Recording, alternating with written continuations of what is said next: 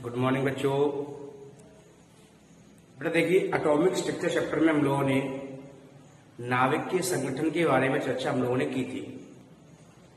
नाभिक के संगठन से आगे थोड़ा हम आगे बढ़ते हैं कृष्णिका विकर्ण की ओर। कृष्णिका विकर्ण बड़े इस चैप्टर हम लोग कृष्णिका विकर्ण पढ़ेंगे, हम लोग प्लांक का क्वांटम सिद्धांत पढ़ेंगे हम लोग, और बोहर का मॉडल, उसकी सीमाएं और उसके अपवाद हम लोग यहां पढ़ने वाले हैं। ठीक है ना। तो चलिए बात करते हैं हम लोग कृष्णिका विकर्ण की। इस इंग्लिश में इसको हम बोलते हैं ब्लैक बॉडी रेडिएशन।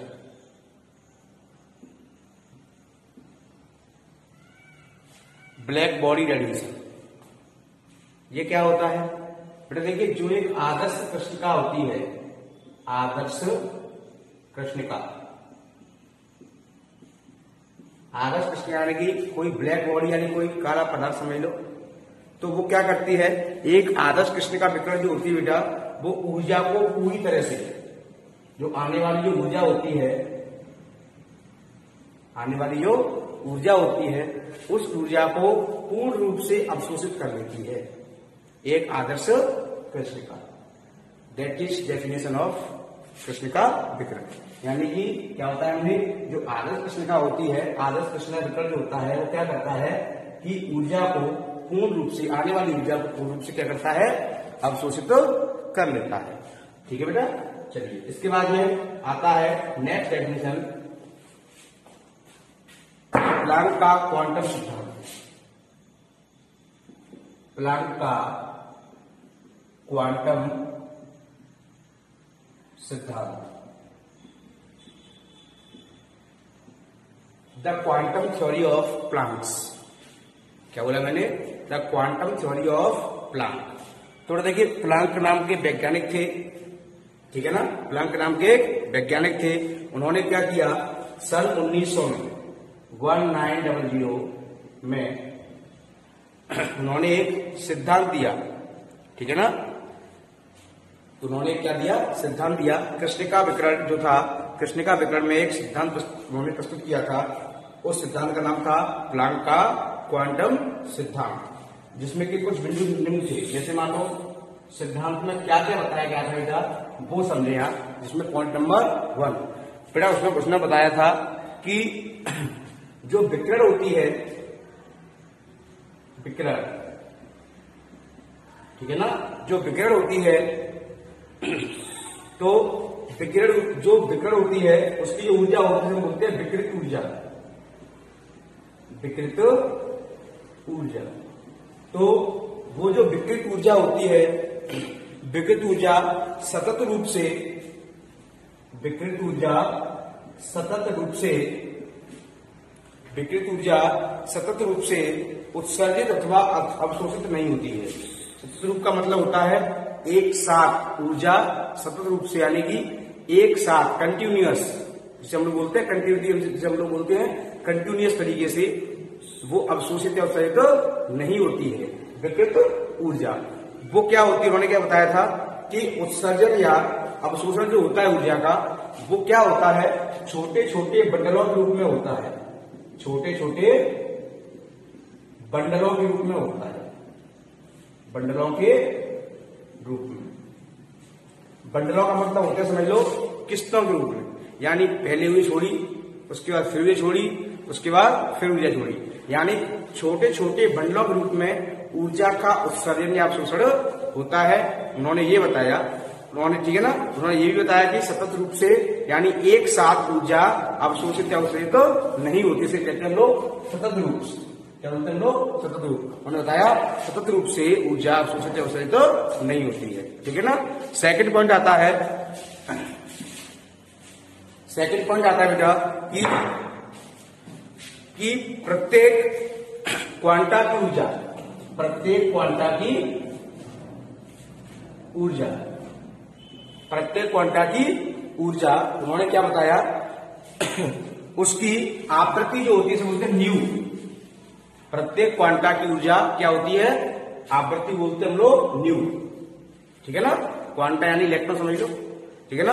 प्रत्येक क्वांटा की ऊर्जा उसकी आवृत्ति कैसी होती है, समानुपाती होती है, ठीक है ना। अब ऊर्जा को ग्रहण करते हैं ई से और प्रोपोर्शनल क्या है बेटा, न्यू, न्यू यानी कि आवृत्ति, ठीक है बेटा, ई प्रोपोर्शनल टू न्यू। इसको हम लोग लगाएंगे बेटा, तो लगाएंगे बराबर लगाएंगे, एक लगाएंगे कॉन्स्टेंट का नाम है एच न्यू, ई बराबर क्या करके आया एच न्यू, ठीक है बेटा। यहाँ पर एच, यहाँ पर क्या है बेटा, यहाँ पर एच है प्लांक नियतांक, एच यहाँ पर क्या है बेटा, प्लांक नियतांक, एच यहाँ पर क्या है, प्लांक नियतांक, जिसकी वैल्यू होती है बेटा 6.626 इंटू 10⁻⁻34 जूल सेकेंड, एच की वैल्यू, प्लांक नियतांक की वैल्यू ये होती है, ठीक है ना, जूल सेकेंड। अच्छा, उसके बाद हम बात करते हैं कि न्यू होता है जो बोलते हैं आवृत्ति बोलते हैं बेटा, तो जो आवृत्ति होती है न्यू वो होती है C/λ, यानी C यहाँ पर क्या है, प्रकाश की चाल, यहाँ पर लैम्डा क्या है, तरंग दैर्ध्य है, लैम्डा यहाँ पर क्या है, तरंग दैर्ध्य। तो न्यू बराबर क्या हो गया, C/λ, निकल के आ जाएगा यहाँ से E बराबर H, इसके अंदर जो C/λ निकल जाएगा, E बराबर H C/λ। यहाँ पर E क्या है, किसी क्वांटा विकिरण की ऊर्जा है, H यहाँ पर क्या है, प्लांक नियतांक है, C यहाँ पर क्या है, प्रकाश की चाल, कितनी होती है प्रकाश की चाल, 3 गुणा 10⁸ मीटर पर सेकंड, मीटर पर सेकंड, 3 गुणा 10⁸ मीटर पर सेकंड। ये क्या है, तरंग दैर्ध्य बोलते हैं, लैम्डा बोलते हैं, चलो ठीक है बेटा। इसके ऊपर डिपेंड एक क्वेश्चन मैं आप लोगों को कराता हूं, सब लोग देखेंगे एक क्वेश्चन इसके ऊपर डिपेंड। मैंने कहा 242 नैनोमीटर, ठीक है ना, एक तरंग दैर्ध्य यानी कि तरंग दैर्ध्य यानी कि लैम्डा का मान 242 नैनोमीटर तरंग दैर्ध्य वाले विद्युत चुंबकीय विकिरण की आपको ऊर्जा ज्ञात करने के साथ उसकी ऊर्जा कितनी होगी, आपको लैम्डा का मान दिया है, लैम्डा बराबर इतना है, ठीक है ना। ऊर्जा आप लोगों से पूछिए बताइए ऊर्जा कितनी होगी उस समीकरण की, तो देखिए आपको पता है ऊर्जा होती है ई, फॉर्मूला होता है hc/λ, तो E बराबर एच का मान 6.626 इंटू 10⁻⁻34 किलो हो जाएगा बेटा जूल सेकेंड, इंटू C की वैल्यू कितनी है, 3 गुणा 10⁸ मीटर पर सेकंड, और लैम्डा का मान आ जाएगा हमारा कितना है 240 किलोमीटर दिया है, इसको हम लोग चेंज करेंगे मीटर में, तो कितने मीटर करेंगे 242 गुणा, दिमाग लगाओ कितने ना करेंगे हम लोग 10⁻⁻9 मीटर होते हैं नैनोमीटर में, ठीक है ना, 10⁻⁻9 मीटर। यहाँ करते हैं हम लोग 242 इंटू 10⁻⁹ मीटर हो गया, कोई दिक्कत नहीं। इसको अगर हम लोग पूरे को सॉल्व करेंगे तो बेटा सॉल्व करके आएगा, यहाँ पर मैं डायरेक्ट लिख दे रहा हूं मैं 0.0828 इंटू 10⁻⁻17 इंटू 10⁻⁻17, ठीक है बेटा, जूल सेकेंड, ठीक है बेटा। ये आपका निकल के आई विकिरण की ऊर्जा, क्लियर हो गया। इसके बाद में नेक्स्ट हम लोग बात करते हैं बेटा प्रकाश विद्युत प्रभाव, प्लांक का कौन सा समझ में आया होगा। अगली हम बात करते हैं किसकी, प्रकाश विद्युत प्रभाव की।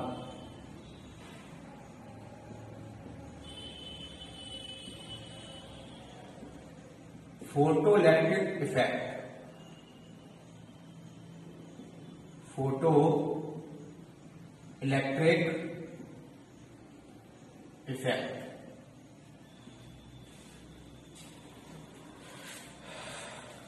ठीक है ना, सब लोग देखे सर। तो देखो एक वैज्ञानिक थे जिनका नाम था हर्ट नाम के वैज्ञानिक, उन्होंने क्या